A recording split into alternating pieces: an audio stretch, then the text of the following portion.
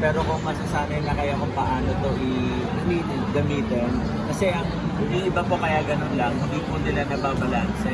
Yung iba po nakakasubstance mahigit eh. Ang ginagawa lang po, ang ginagawa po nila, hindi po, meron po sa impeller, binabato po yung mga palay dyan. Opo. Ngayon ang makikita niyo po yan pag binato, minsan po sa gitna lang na uubos agad. Ngayon, O ito ang umiikot.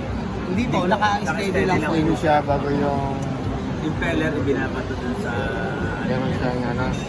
impeller po na yun po ang Yun ang impeller. umiikot. actually ito po Tapos dito ang babala. Tapos po na papasok po sa impeller yung palay.